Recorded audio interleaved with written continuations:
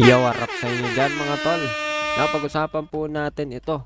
Ang sinabi po ni Sara Duterte matagal na nakukuha ang kanya matagal na lumalabas ang kanyang salin. Tila hindi po yata angkop ito dahil ayon po dito sa news report po ng TV5 hindi po yan ang talagang aktual na nangyayari.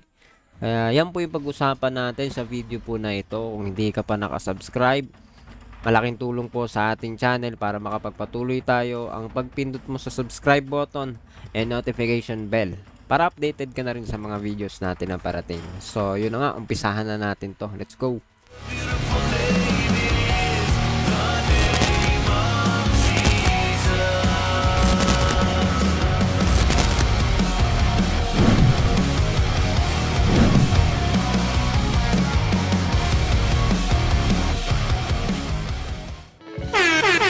So ayan na nga mga tol, no? Sabi po dito sa balita, news report po ng News 5, pagkuha ng salin ng mga opisyal ng gobyerno, gaano nga ba kahirap? Sinabi ni Vice President Sara Duterte na matagal nang maaaring makakuha ng mga salin ng opisyal ng gobyerno. At isa po dito sa pinag-uusapan ay yung kanyang salin. Pakinggan po natin yung panayam po dito kay Sara Duterte at tignan po natin kung sabay nagsisinungaling o nagsasabi ba siya ng totoo o nagkamali lang ba siya ng pagkaunawa sa mga nangyari sa nakalipas sa panahon. Anything regarding sa bagay po na to, tignan po natin yung report muna, news report. Ayon kay VP Sara Duterte, matagal na raw maaaring makuha ang mga salin ng opisyal ng gobyerno. Kaya't ang bagong memo ni Ombudsman Remulla, drama o pakitang tao lamang daw. Patunay raw nito ayon kay VP Sara, dati nang nilalabas ng PCIJ, ang Philippine Center for Investigative Journalism, ang kanyang mga salin. Ito po ang sabi ng Vice Presidente. Dati pa naman po pwede po nilang salin eh. Matter of hihingi ka sa ombudsman, magsusulat ka, kahingi ng salin ng taong na yan. At bakit ko nasabi na dati pa yan? Dahil dati pa lumalabas ang salin ko sa PCIJ. Ito guys bantayan nyo maigi. Sabi po ni Ma'am VP Sara Duterte, hihingi ka sa ombudsman. Re-request ka lang at ibibigay yung salin. At ang kanyang salin ay lumalabas na noon pa man.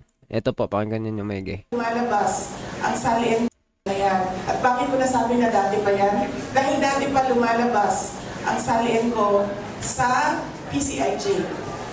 Sa Philippine Center for Investigative Journalism. At hindi lang sa kanila sa iba pang mga media outfit, lumalabas yung salin ko. In fact, si Trillanes nga, may kopya nga ng salin ko.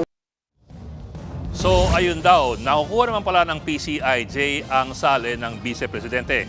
Kailangan mo lamang magsulat sa ombudsman para makahingi ng kopya. Kaya't pinabuti naming tanungin ang mismong PCIJ. Totoo nga bang nakakuha sila ng salin ni Sara Duterte? Ang sagot nila, matagal nang hindi. Ayon kay dating PCIJ Director Carmela Fonbuena, ang huli nilang nakuha ang salin ni Sara Duterte noong 2017 pa. 8 taon na po ang nakakalipas. Kinumpirma po yan ni PCIJ Training Director Weng Paraan. Katunayan, ito po ang ginawa ng PCIJ na storya tungkol sa mga salin ni Sara Duterte. Ang huling nakuha nila 2017 pa, nung si Sara ay mayor pa po ng Davao City.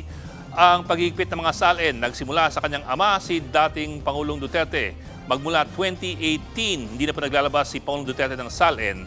Sa halip, pinagpasapasahan lamang ang PCIJ ng Office of the President at ng Ombudsman ang siyang kustodya ng salin ng Presidente at ng Vice Presidente.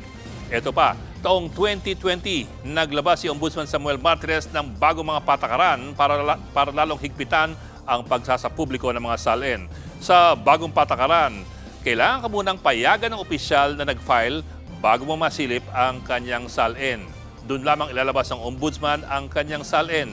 Sa makatwid, kung gusto mong imbestigahan ang nasabing opisyal, kailangan magpaalam ka muna sa kanya. Muli, pinagpasapasahan lamang ng Ombudsman at ng Office of the President ang PCIJ at ang lahat ng humingi ng sali ng Presidente at ng Vice Presidente. Noong nakaraang taon lamang, nagpetisyon si Attorney Dino De Leon sa Ombudsman na i-release ang salin ng Presidente at ng Vice. 2024 po, wala rin nangyari sa kanyang petisyon. So ano pong lumalabas? Una, hindi madadaan sa simpleng request letter si dating Ombudsman Martires. Kailangan mo nga ng paalam mula sa iyong iimbestigahan. Pangalawa, hindi umaasahan na kusang magsasapubliko ng salin ang mga nasabing opisyal. At pangatlo, wala talagang nakuhang salin ang PCIJ ni Rodrigo o ni Sara Duterte matapos ang taong 2017 at 2025 na po ngayon. Kaya't kahit papano natuwa ang marami nang niluwagan ng kaunti ang requirements ng bagong ombudsman. Pero eto nga po, hindi naman sana problema ito kung kusang maglalabas ng salin ng mga opisyal ng gobyerno, maging presidente, vice-presidente, senador o congressman. Taon-taon naman, may mangilang-ilang opisyal na kusang naglalabas ng kanilang mga salin. Yun nga lang, madalas po, ito ay mga nasa oposisyon. Kung pagbabasehan mo lang kasi ang batas at ang konstitusyon, ang hinihiling po sa lahat, maging administrasyon o oposisyon, ay transparency sa salin at hindi ang pag-iigpit. Mga kapatid, Ed. So ayan mga tol, no? Narinig naman po natin kung ano po yung nangyari talaga. Ayon po kay Vice President Sara Duterte, lumalabas ng matagal yung kanyang salin, di ba? Kung pakinggan Ito po po ang ninyong sabi maigi. ng Vice President. No? Magsusulat ka, ay hindi ng salin. Re-request ka lang daw. At bakit ko nasabi na dati pa yan? Dahil dati pa lumalabas ang salin Dati ko pa lumalabas sa ang kanyang salin. PCIJ. PCIJ. Ano pong sabi ng PCIJ, di ba? Daw, nakukuha naman pala ng mismong PCIJ. Totoo nga bang nakakuha sila ng salin ni Sara Duterte? Ang sagot nila, matagal nang hindi. Matagal nang hindi. So 2017 pa po yata. To be exact, Ayon no? kay dating Pakinggan PCIJ natin. Director Carmela Fonbuena, ang huli nilang nakuha ang salin ni Sara Duterte noong 2017 pa. 2017 pa. So anong i-expect natin? Di ba? Yung buhat ng magigpit po ang ombudsman na appointed din ni ex-President Rodrigo Duterte.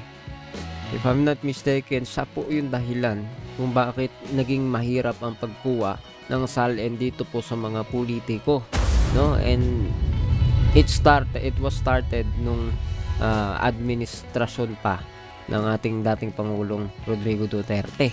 So ibig sabihin, from there and now, 'di ba, naging pahirapan yung pagkuha ng salin dahil hindi ka po pwedeng sumilip, hindi mo pwedeng imbestigahan, pag-aralan yung salin ng politiko maliban na payagan ka nung mismong politiko.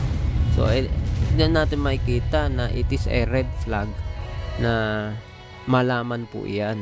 And yet, sasabihin po ni Sara Duterte sa atin, matagal na lumalabas yung kanyang salin. Ultimo nga daw si former Senator Trillanes hawak yung salin niya. Ano man yung bagay na yan, di ba? Hindi ko alam kung totoo yun na may hawak siya kay Sara Duterte na salin. Di ba? Baka iba pa pag nag-comment si Trillanes dyan, no? Kung paano niya nakuha yan o hindi, ano ba, meron ba talaga siya? Diba, ibang usapan. Pero ang point dito, nakukuha ba? Hindi nakuha nung tinatawag na Philippine Center for Investigative Journalism, may PCIJ, na sinasabi niya na matagal na lumalabas sa PCIJ yan. So, yun po ay isang katotohanan na makikita po natin na hindi nila nakukuha. Pero 'di ba, ano sabi ni Sara, matagal na lumalabas kahit yan sa PCIJ at iba pang mga ano. So maybe nagkamali siya or otherwise nagsisinungaling siya, no? Dalawa lang yan na nalilito siya sa mga sinasabi niya. Akala niya may nakakakuha ng salin niya sa PCIJ o talagang nagsisinungaling siya, no? Meron din bang galamay ang mga Duterte sa PCIJ, 'di ba? Hindi natin alam, wala tayong alam. Pero 'di ba, ano po siyang nagsalita? Kumbaga, confidently sinabi niya na maging yung PCIJ may hawak o nakakakuha o o lumalabas ng matagal kahit PCIJ dun sa PCIJ yung kanyang salin. Pero sabi hindi nga daw po, no? So bago po tayo magpaalam, no, makikita po natin ng malinaw po dito na ngayon po talamak po yung korupsyon talaga, kahit nga noon pa man daw, no? Pero ngayon po pumutok po talaga yung usapin ng trilyon na korupsyon sa gobyerno. And ngayon po, no, napaka hirap ma-pinpoint, lalo na po kung galing po sa nakarang administrasyon, kasi 'di ba yung salin nila mismo hindi dineclare, tama ba? Hindi natin alam kung nagde-declare sila dahil walang nakakakuha, no? Kung meron man, hindi natin alam. Trillanes lang ba? Na parang hirap naman yata kung si Trillanes lang yung nakakakuha, 'di ba? Kailangan mo pa ng backup, kailangan mo pa ng mga connection para makuha yung salin ng tao, no? So napakahalaga, karapatan po ng mga mamamayang Pilipino na malaman na yung mga naninilbihan sa gobyerno, no, sa mamamayan sa bansang Pilipinas, talaga bang naglilingkod ng tama o meron pong korupsyon dyan. At hopefully ngayon nga po ay masiyasat po lahat yan, diba? So hindi tayo maging kontra gobyerno, hayaan po natin proseso, pero syempre nakabantay po yung mga kababayan po natin. Ipag-pray po natin, no? Kasi malawak po yung korupsyon na ito. Baka nga po talagang bloodbath po talaga, no? Na damay-damay, malaki ang korupsyon po talaga ito. Kaya anyway, isa po yung malinaw, no? Hindi po totoo na lumalabas ang kanyang salin ni VP Sara Duterte sa PCIJ. Nagsinungaling ba si Sara Duterte dito? O totoo po ba yung kanyang sinasabi? Comment down below. Pag-usapan natin yan sa comment section. And please do not forget to hit the subscribe button and notification bell para updated ka palagi sa mga videos natin na parating. See you ulit sa susunod na video.